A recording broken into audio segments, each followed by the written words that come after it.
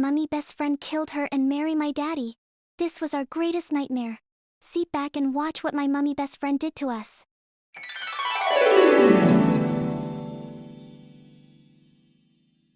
The aroma of ginger tea filled the small Lagos apartment, but something felt wrong. Choma's hands trembled as she watched her best friend Kemi stir the steaming cup with unusual care, too much attention for something so simple. "Drink it while it's hot, my sister," Kemi whispered, her voice carrying a strange sweetness that made Choma's skin crawl. 23 years of friendship, and she had never heard that tone before. Choma stared at the cup, her wedding ring catching the afternoon light streaming through the window. In the bedroom, she could hear her children's laughter, 8-year-old Adana teaching 6-year-old Chidi a new song. Innocent laughter that had no idea it would soon turn to scream. "You've been so kind to me these past months," Choma said slowly, not yet reaching for the cup. "Always here when I'm sick. Always cooking for us. Always." She paused, studying Kemi's face. "Always watching Emeka when he comes home."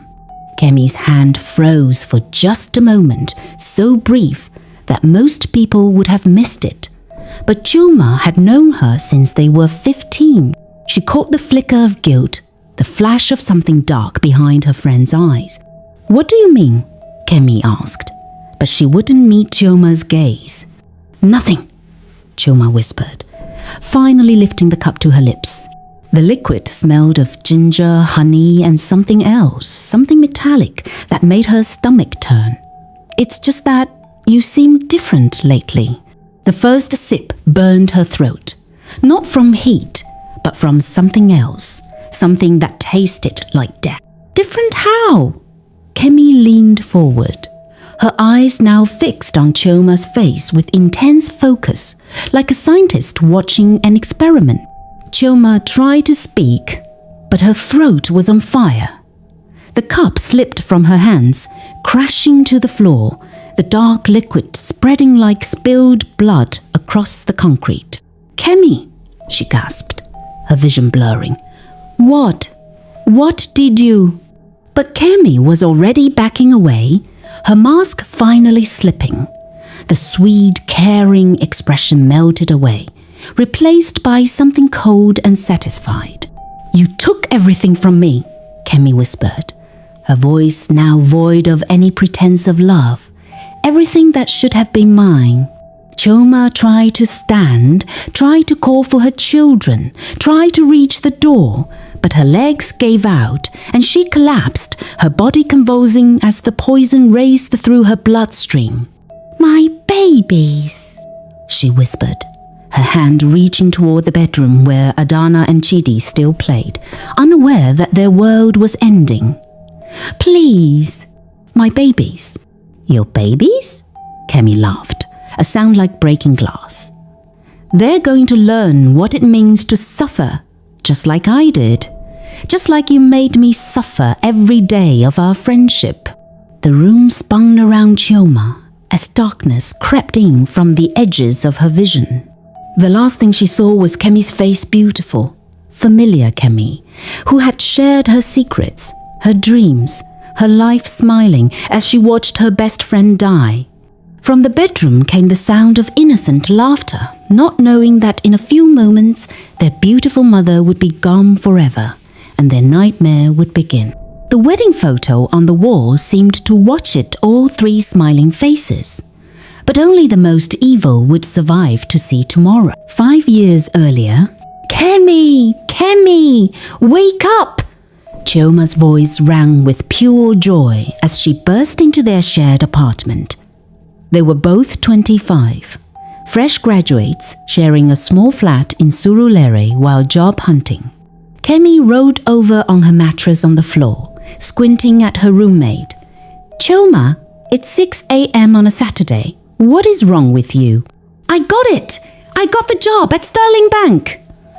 Choma danced around their tiny living room, her acceptance letter clutched in her hands. Something dark flickered across Kemi's face before she forced a smile. "Congratulations, my sister!" But inside, jealousy ate at her like acid. They had both applied for the same position. They had both interviewed on the same day. But Chioma, beautiful, charming Chioma, had been chosen. Again, it had always been this way. In secondary school, when they both liked the same boy, he chose Chioma. At university, when they competed for the same scholarship, Chioma won. When they both auditioned for the drama club, Chioma got the lead role. Always Chioma, never Kemi.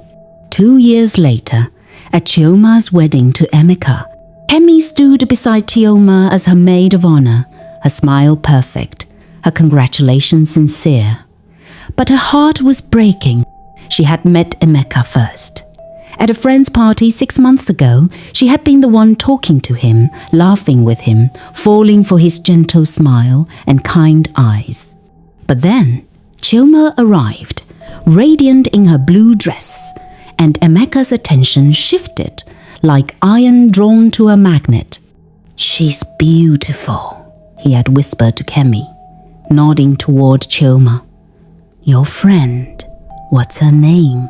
And just like that, Kemi became invisible again. "You look so happy," Kemi whispered to Chioma as they prepared for the ceremony. "He loves you so much." "I know," Chioma beamed, adjusting her veil. "Sometimes I can't believe this is real, that someone can love me this much." Kemi's smile felt like it was carved from stone. "You deserve it, my sister. You deserve all the happiness in the world." But inside, a voice whispered, "Why her? Why never me?" 3 years into Chioma's marriage, Kemi visited their new home in Ikeja, a beautiful 3-bedroom apartment that Emeka's promotion had afforded them. Baby Adana gurgled happily in Chioma's arms, while 2-year-old Chidi played with his toy cars. "Look at this family," Kemi said, accepting the cup of tea Chioma offered. "You have everything." "Not everything," Chioma laughed. "We're still struggling with the mortgage, and Emeka works so much overtime. But yes, we're blessed." Blessed. The word felt like a slap. Kemi looked around the cozy living room family photos on the walls, children's toys scattered on the carpet, the warm smell of jollof rice from the kitchen. This should have been her life. This house, this husband, these children. "I pray God blesses me with a husband like yours," Kemi said carefully. "He will," Chioma assured her, bouncing Adana on her knee. "Your time will come. The right man is out there, looking for you." But Kemi's time never came. Year after year, she watched relationships fail while Chioma's marriage grew stronger. She attended baby dedications for Adana and Chidi while her own womb remained empty. She celebrated Emeka's promotions while her own career stagnated. And the poison of jealousy grew deeper, darker, more consuming. Present day, the morning of the poisoning. Kemi stood in her own small apartment, staring at the tiny bottle of rat poison she had been collecting and concentrating for months. Today was the day. Today, Chioma would finally pay for stealing the life that should have been hers. "You took my happiness," she whispered to Chioma's photo on her phone. "You took my husband, my life, my future. Today, I take it all back." She carefully mixed the poison into the special tea blend, her hands steady with purpose. 23 years of friendship, of sharing secrets, of being the loyal sidekick to Chioma's main character. It was all ending today. As she walked to Chioma's house with the poisoned tea, Kemi's heart felt lighter than it had in years. Finally, she would have what she deserved. Finally, she would be the winner. What she didn't consider was that winning at any cost would make her the greatest loser of all. The funeral was beautiful. Everyone said so. Kemi stood beside Emeka at the graveside, her black dress pristine, her tears seemingly genuine. She held little Chidi's hand while Adana clung to her father's leg, both children too young to fully understand that Mama would never come home. "She was so lucky to have a friend like you," Mrs. Adoni whispered to Kemi as they threw soil on the coffin. "You never left her side during her illness." "She was my sister," Kemi replied, her voice breaking with perfectly performed grief. "I loved her like family." The words tasted like ash in her mouth, but the performance was flawless. She had practiced this moment for months. The grieving best friend, the devoted godmother, the selfless woman who would help raise her dear friend's children. What no one saw was the satisfaction burning in her chest as the coffin disappeared into the earth. 3 days later, Kemi moved into the house she had coveted for so long. "Just temporarily," she assured Emeka as she hung her clothes in the guest room closet. "Until you and the children adjust. I know Choma would have wanted me to help." Emeka, hollow-eyed with grief, nodded gratefully. "I don't know how to do this alone. The children need a woman's touch." "Yes, they do," Kemi thought, watching Adana and Chidi play quietly in the corner. "They need to learn their place in my house." For the first week, she maintained the facade. She cooked their favorite meals, read them bedtime stories, combed Adana's hair the way Choma used to. The children began to trust her, to lean on her for comfort in their grief. It was exactly what she wanted, their complete dependence, before she showed them her true face.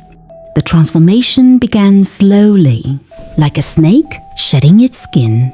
"Adana, pick up those toys," Kemi said one morning, her voice cooler than before. "But Mama used to help me." "Your Mama is D." The words cut through the air like a blade. "I am not your Mama. I am not your servant. Clean up your mess." 8-year-old Adana stared at her in shock, tears filling her eyes. "Did I stutter?" Kemi's voice rose. "Move, now." As Adana scrambled to gather her toys, Kemi felt a rush of power. This was how it should be, her giving orders in her house. These children obeying her commands. By the second week, the children ate whatever she decided to cook. Gone were their favorite meals, replaced with whatever was cheapest and easiest. "I'm hungry," Chidi whispered one evening after finishing his small portion of plain rice. "Hungry?" Kemi laughed coldly. "You should be grateful for what you have. Your mama spoiled you too much. In the real world, people don't get seconds." The little boy's stomach grumbled, but he didn't dare ask again. By the third week, Kemi had moved from the guest room into the master bedroom, Chioma, and Emeka's bedroom. She threw away Chioma's clothes, her perfumes, her jewelry, everything that reminded the world of the woman she had murdered. "This is my room now," she announced to the children. "You will knock before entering. You will not touch anything without permission." Adana stared at the bed where she used to cuddle with her mama during thunderstorms. "But this was nothing," Kemi interrupted. "The past is dead and buried. This is my house now, and you live here by my mercy." That night, as the children lay in their beds crying silently for their mother, Kemi stretched out in the master bedroom and smiled. Phase 1 was complete. She had the house. Soon, she would have the husband, and then the real punishment would begin. Emeka worked late every night now. Grief had made him a ghost of the man he used to be, hollow-eyed, thin, barely speaking to his own children. He threw himself into his job to avoid the empty spaces where Chioma's laughter used to live. Kemi saw opportunity in his pain. "You're working yourself to death," she said one evening. appearing in the living room with a glass of whiskey, Emeka's favorite drink that Chioma used to serve him after long days. Emeka looked up from his laptop, surprised. He had forgotten about the whiskey, forgotten about small comforts. "Thank you," he murmured, accepting the glass. "You don't have to." "Of course I do," Kemi said, settling beside him on the couch, the same couch where he used to hold Chioma while they watched evening news. "Chioma would want me to take care of you." The mention of his wife's name made Emeka's face crumble. "I miss her so much, Kemi. I don't know how to do this without her." "I know," Kemi whispered, moving closer. "I miss her too, but she wouldn't want you to destroy yourself with grief." She placed her hand on his arm, soft, warm, comforting, not romantic, not yet, just the touch of a caring friend. But seeds were planted in moments like this. Night after night, Kemi was there with whiskey, with gentle words, with understanding nods. While his children cried themselves to sleep in the next room, Emeka found a solace in the woman who had been his wife's closest friend. "Sometimes I feel guilty," he confessed one night, the whiskey making him honest, "for laughing at something you said, for feeling a moment of peace, like I'm betraying her memory." "You're not betraying anything," Kemi assured him, her voice honey-sweet with false compassion. "Chioma loved you. She would want you to find happiness again." "Just not with her," Kemi thought. "Never with her, always with me." 2 months after the funeral, Kemi made her first real move. Emeka had been working until midnight again. When he stumbled into the living room, exhausted and broken, he found Kemi waiting in a silk nightgown that clung to her curves like water. "You can't keep destroying yourself like this," she whispered, standing to meet him. "You're no good to anyone if you collapse." "I'm fine," he lied, swaying slightly on his feet. "No, you're not." She reached up to touch his face, her fingers tracing the dark circles under his eyes. "When was the last time someone took care of you? Really took care of you?" The touch was electric. Emeka hadn't felt a woman's hands on his skin since Chioma died. His body responded before his mind could protest.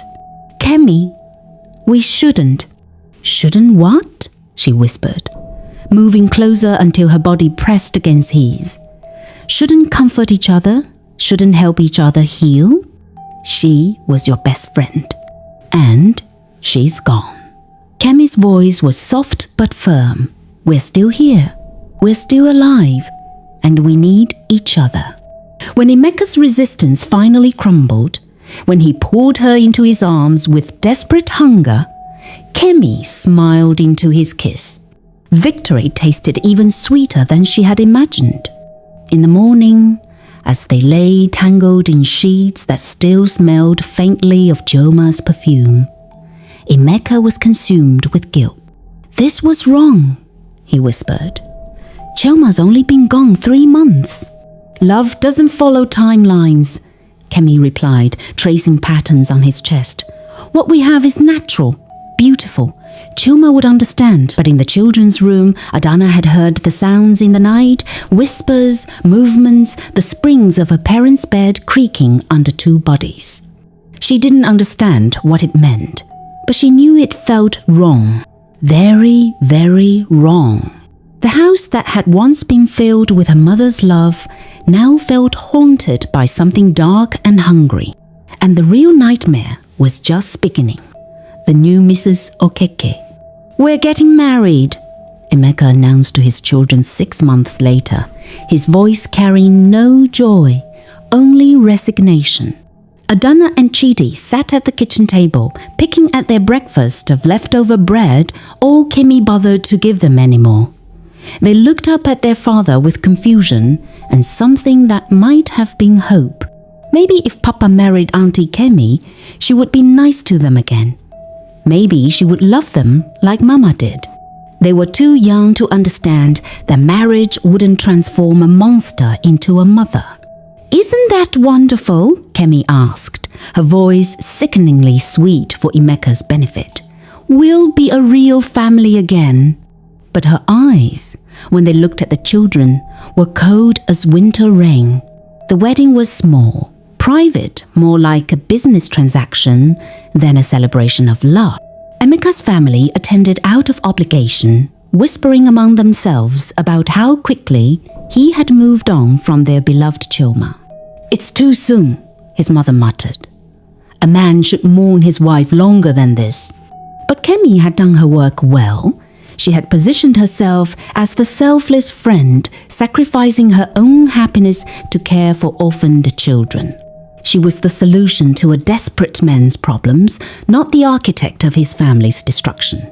Sometimes God brings people together in unexpected ways, she told the concerned relatives. I never expected to fall in love, but grief has a way of showing us what truly matters. The lies flowed from her tongue like poison from a snake. On their wedding night, as Kemi finally officially claimed the master bedroom as her own, the children lay in their beds listening to sounds they didn't understand but instinctively feared. I miss Mama, Chidi whispered to his sister. Shh. Adana warned, even at 9 years old, understanding that such words were dangerous now. She might hear you. But Chidi was too young for such caution. The next morning, as Kemi served herself eggs and bacon while the children watched with empty stomachs, he made a fatal mistake. I wish Mama was here to make us breakfast, he said, his small voice heavy with longing. The slap came so fast he didn't see it coming. His head snapped to the side, and he fell from his chair, his cheek blooming red with the imprint of Kemi's hand. How dare you? She hissed, grabbing him by the hair. How dare you mention that woman in my house? Kemi! Emeka's voice came from the doorway. What are you doing? Instantly, her expression transformed. Tears filled her eyes, her voice became small and hurt. I'm sorry, He keeps talking about Chioma, and it hurts so much. I loved her too, but I'm trying so hard to be a good mother to them, and they won't let me in. Emeka's face softened with sympathy. He knelt beside his crying son, but spoke to his new wife. They're just children, Kemi. They need time to adjust. I know, she sobbed prettily. I just want them to love me. I want to honor Chioma's memory by being the mother she would want them to have. Adana watched this performance with growing horror. She was beginning to understand that Auntie Kemi, no, stepmama Kemi, was not what she pretended to be. But who would believe a 9-year-old girl over a woman who cried such beautiful tears? That night, after Emeka left for another late shift, Kemi dropped the mask completely. Listen to me, you little rats, she snarled, towering over them as they cowered in the living room. Your precious mama is dead. Dead. And I killed her. The words hit them like physical blows. She stole everything from me, my life, my happiness, my future. So I took it back, and now I have it all. She smiled, an expression so evil it belonged in nightmares. Your father, this house, even you little mistakes. Chidi began to cry. But Kemi grabbed his chin roughly. Save your tears, boy. You're going to need them. Because now that I have everything I wanted, you're going to pay for every single day your mother was happy, while I suffered. She released him and stepped back, her hands on her hips, like a conqueror surveying her domain. From now on, you work for your food, you work for your shelter, you work for the privilege of breathing air in my house. And if you ever mention your mother again. She didn't finish the threat. She didn't need to. The promise of violence hung in the air like smoke as she walked away, leaving them trembling in the darkness. Adana pulled her little brother close and whispered the last words their mother had said to them. Be strong, my babies. Be brave. But strength and bravery seemed impossible when you were 9 and 6 years old, and the monster lived in your house and wore your stepmother's face. The real torture was about to begin, to be continued in part 2. What horrors await these innocent children at the hands of their mother's killer? How long can they survive the escalating abuse? And will their mother's spirit find a way to protect them from beyond the grave? The nightmare has only just begun. Don't forget to subscribe to my YouTube channel, like this video, and share to your friends and family.